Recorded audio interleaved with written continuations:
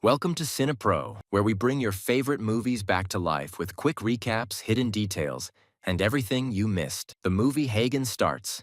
In Europe during the Middle Ages, the Huns are advancing into the West, causing war and destruction everywhere. The Kingdom of Burgundy is fighting to survive, and now the king has to go out with his men to protect the borders. The area is covered in fog, so the army moves carefully. They arrive at a village and find it burned down with every person and animal dead on the ground. Suddenly, a horse walks by, revealing a hidden enemy soldier. This man shoots an arrow at the king and rides away before they can capture him. Marshal Hogan runs to the king's side, but it's too late. He's already dead. A funeral is later held in the capital. Hogan is overwhelmed with guilt and thinks about his childhood. As a kid, he survived a terrible attack from a beast with just a few scars, and the king took him under his wing. Later, while Hogan is training, Princess Kriemhild assures him it wasn't his fault and that he's still part of the family. Soon, Prince Gunnar ascends the throne and has a meeting to discuss the situation since the kingdom is surrounded by enemies. They're desperate for allies.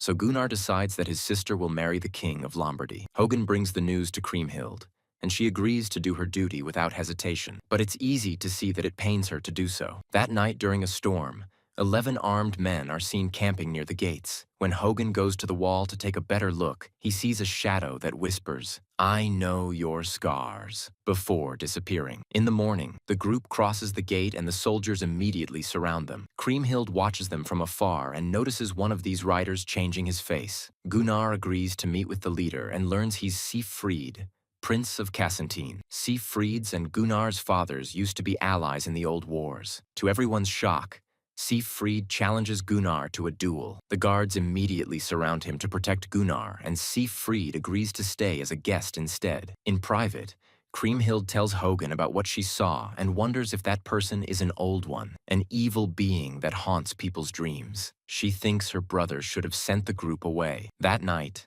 Hogan keeps an eye on the guests. A cloaked figure leaves the group and walks around town, so Hogan follows him. He manages to corner him in an alley, but when he touches his shoulder, the shape collapses into a bunch of bags. Meanwhile, Siegfried has drunk so much that he goes to the street to throw up. Hogan approaches him and tells him to leave the kingdom. Afterward, Hogan goes to bed and keeps having nightmares. He sees the mysterious guest in the stable surrounded by blood and tells him he isn't afraid, explaining that the old ones took everything from him, including his fear. The being says he knows Hogan's scars and how he got them, triggering a childhood memory about the loss of his parents during a dragon attack. In the morning, Hogan learns that the cloaked being was seen in the stables by the servants, and some horses have been found dead. The survivors are freaking out, and Kriemhild tries to calm her beloved horse down, but he breaks the rope and runs away. Hogan and Kriemhild jump on other horses and go after him. A chase ensues through the forest until the horse stops at the river to drink. Kriemhild approaches him and tries to pet him, but the horse freaks out again and hurts her hand before escaping. Hogan takes care of her injury while she admits she isn't happy about the upcoming marriage. Sometime later, Siegfried tells Gunnar that he's traveling because the queen of the Valkyries, Brunhild,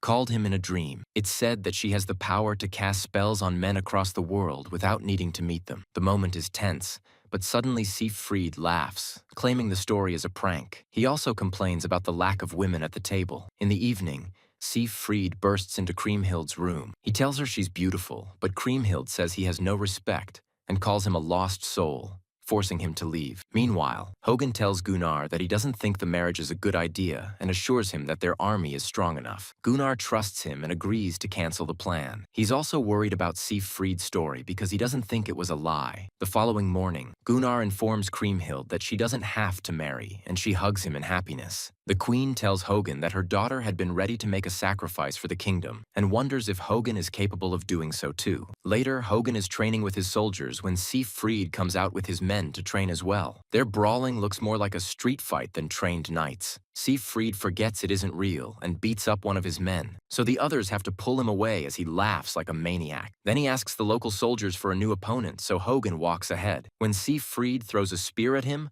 Hogan easily catches it. Hogan tells him they're training for war, so Siegfried should take his game somewhere else. The moment is interrupted by the arrival of a horse with a dead body. A closer look reveals he's a man from a settlement near the border, and he was found stabbed to death. Moments later, Gunnar is informed that the Saxons and the Danes have turned against them. The capital is secure for now, but the rest of Burgundy will burn. Gunnar is so desperate for allies that he tells Hagen to ally with Siegfried's group, even if Hagen disapproves of the idea. When Hagen goes looking for Siegfried, he sees the cloaked figure sneaking around and finds some things on the ground that appear to be part of a ritual. The cloak finally reveals himself as Albert, and he insists he knows who gave Hagen those scars. Albert explains that Siegfried fought the dragon alone and killed it. Then he bathed in its blood, which made him invulnerable. However, a leaf fell on his back and stopped the blood from touching that spot of skin. So, it's Siegfried's only weakness. Albert has been hired to make a sword with the dragon's bones. He yells at Hagen for letting Siegfried stay in the castle,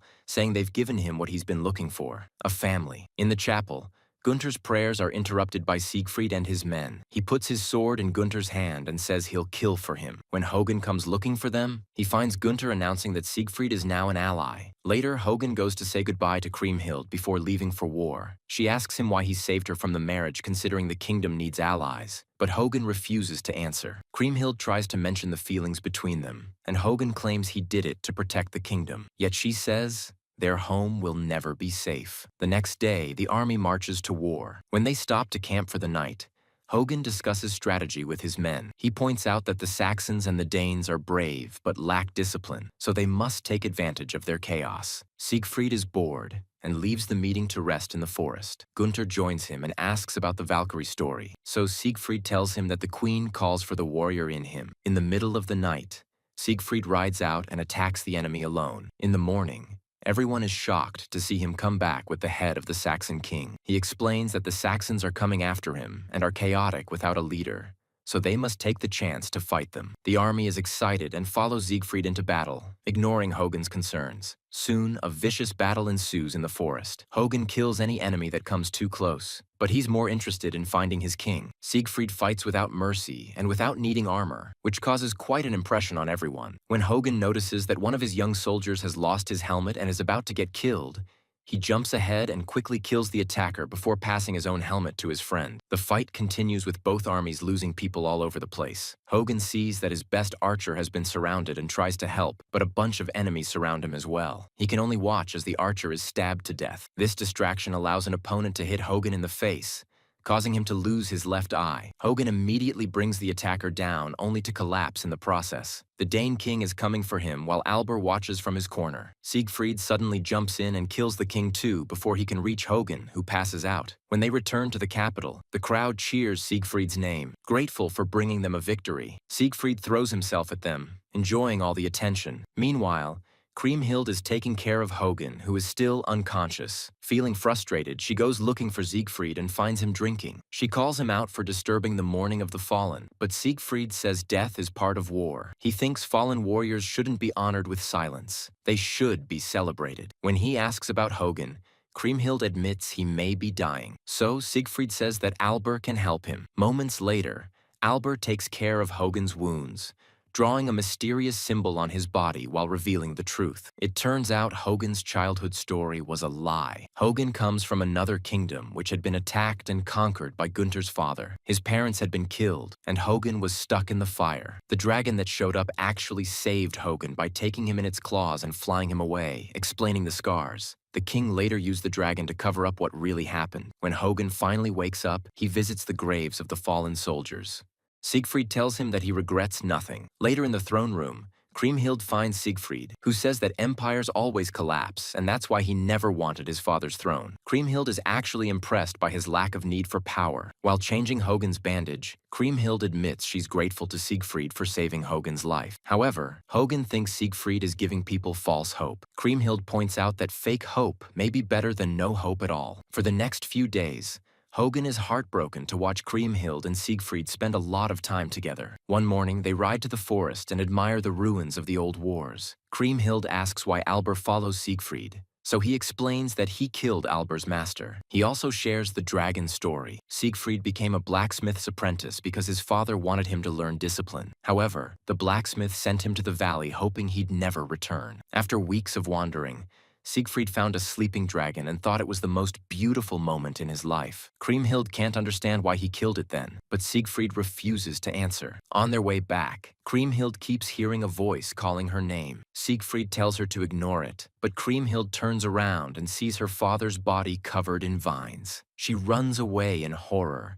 and when Siegfried follows her, she admits she's starting to forget her father's face. He tried to sell her to a stranger, and for a while she hated him for it. She has a breakdown, and Siegfried comforts her. After they fall asleep, Siegfried has a nightmare and almost kills Kriemhild, but he wakes up just in time. Meanwhile, the Huns continue to advance west under the leadership of Zell, spreading death and destruction everywhere. Gunther is informed that Lombardy has fallen and is desperate for more allies. Remembering Siegfried's story, he concludes they must contact Queen Brunhild of Iceland. A council member brings this news to Hagen, disapproving of the idea. Brunhild is part of the Old Ones who used dark magic and were driven off the land. The council member explains that Gunther has heard the queen in his dreams and thinks it's a trick by Alberich, so he's locked him up. Hagen goes to see Alberich and promises to free him if he shares information about the Valkyrie Queen. Alberich explains that Brunhild is invincible, and Siegfried was attracted to that. He kept hearing her voice in his dreams, so he decided to visit her. The queen took a liking to him, and they spent a year together. But one day, Siegfried disappeared without a word and broke her heart. Alberich believes that Siegfried still loves her. When Hagen opens the cell to free him, Alberich is gone. The next day, Hagen tells Kriemhild not to trust Siegfried,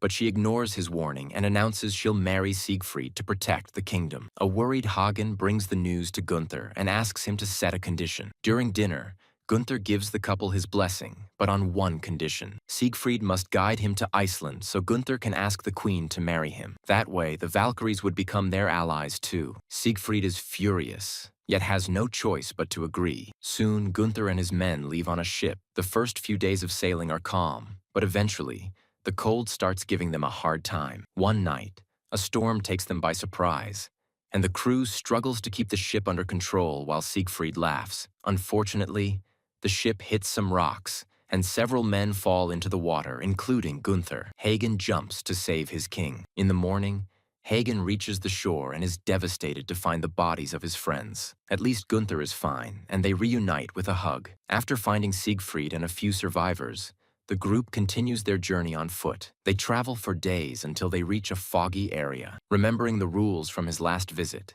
Siegfried makes everyone put down their weapons. Soldiers surround them, and Siegfried asks General Senua to take him to the queen. The group is tied up and taken to a castle beneath a volcano. As soon as they cross the gate, the locals yell at them and start beating them up. Bags are put over their heads as they lose consciousness. When Hagen wakes up, his bag is removed, and he finds himself in a big room with Senua. She explains that to win the queen's hand, Gunther will have to defeat her in battle. Many people tried in the past, and the skulls are on a pile nearby. Afterward, Hagen is allowed to see Gunther, who has a sword that the queen gave him. He explains she's nothing like the stories say, and that he'll have to fight her. Meanwhile, Siegfried is visited by Queen Brunhild, who gives him a sword too. Siegfried swears that he only came as a guide and that he'll marry the princess, but Brunhild points out that he still came. Sometime later, the group reunites outside the castle, and Hagen scolds Siegfried for not warning them about the rules. Hagen wants to leave, but Gunther announces he wants to stay. Even Siegfried protests,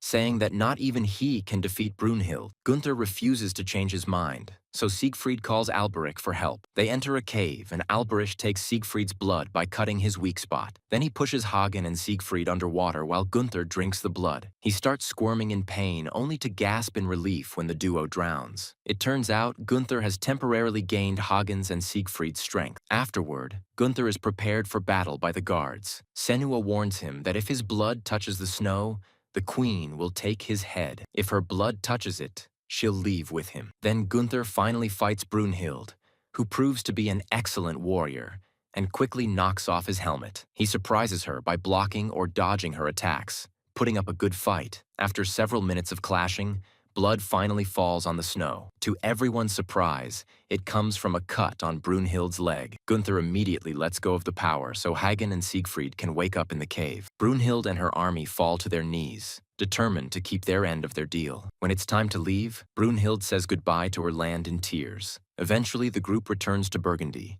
and Gunther is devastated to learn that his army couldn't hold the borders. So, the Huns have destroyed most of the kingdom. Soldiers are deserting and men in the villages are hiding to avoid being conscripted. Since they urgently need their allies' armies, a double wedding is held. Siegfried and Kriemhild are happy to get married while Brunhild and Gunther look kind of cold. Brunhild doesn't let the priest crown her and instead puts on the crown herself. Later, while everyone is getting ready for battle, Brunhild deals with her frustration by attacking Sigrid. She beats him up in front of the entire army before screaming in anger. The night before the big battle, Hagen notices that his soldiers are fearful and hopeless. He gives a speech to fill them with hope, telling them to follow the queen because she'll protect them. In the morning, the army sees Brunhild's volcano erupting in the distance and considers it a good sign. As the battle begins, Brunhild charges ahead. Nobody hesitates to follow her. The fight is vicious, and death soon covers the entire field. But Brunhild's leadership still easily pushes her team toward victory. Zell stares at her overwhelming power and has no choice but to retreat. In the evening, a huge party is thrown to celebrate their victory. While everyone is dancing and drinking, Brunhild and Siegfried dance too closely and end up leaving together, which is seen by Hagen. The next morning, Hagen notices that Brunhild and Sigrid are still flirting in front of everyone. Hagen approaches Siegfried in private and explains he'll tolerate this on the battlefield, but Sigrid must stay loyal to Kriemhild when they return. Siegfried hugs him and promises to treat the princess well. The next few weeks, the kingdom is happy to be at peace again and concentrates on rebuilding. However, Siegfried is bored and asks Kriemhild to run away with him. Kriemhild refuses, saying she belongs there. Later, Kriemhild asks Hagen why he never married, and he insists he had more important things to do. They share a sweet moment knowing they'll never be together. In the throne room, Gunther learns that his people are still losing hope because they lack the manpower to tend the farms. Siegfried steps in to help, but Gunnar hates how the locals like him better and scolds him for interrupting. Later, Gunnar tells Hagen that he's worried about Brunhild because she ignores him, but looks lovingly at Siegfried. He asks for the truth of what happened. Hagen assures him they only fought in one. One night during dinner,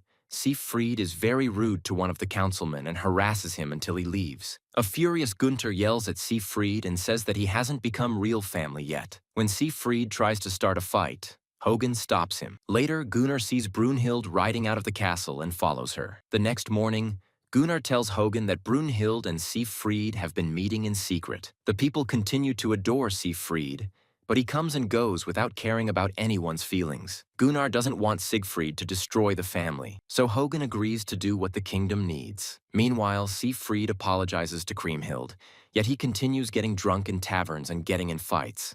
One day, Hagen invites Sigrid to go hunting, and together they bring down a white stag. Hagen has many chances to kill Siegfried with a surprise attack, but he doesn't dare to do it. Instead, he gives Siegfried a sword and asks for a fair fight. They are both great warriors and keep on fighting for several minutes. They manage to disarm each other, so they throw punches instead. After some struggle, Hagen holds Siegfried's head underwater only for Sigrid to stab him in the leg. The battle continues and Siegfried brings Hagen down, so he puts his sword against his neck. When he's about to kill him, Gunnar surprises Siegfried by stabbing him in his weak spot, finally ending his life. Then Hagen tells Gunnar to ride ahead since nobody should know he was there. He notices that Alberic has watched everything, but when he comes closer to the shadow, he just sees a tree. Hagen returns to the city with Siegfried's body, saying that he defeated him in a duel. Kriemhild has a breakdown while revealing that she's pregnant. In private, Brun has a breakdown as well. During the funeral, Hagen defends what he did to protect the kingdom, but is open to punishment from the princess. However, instead of executing him, Kriemhild curses him to live long enough to serve Siegfried's son, which will make him suffer more than death. Make sure to subscribe and turn on notifications so you can watch more videos like this.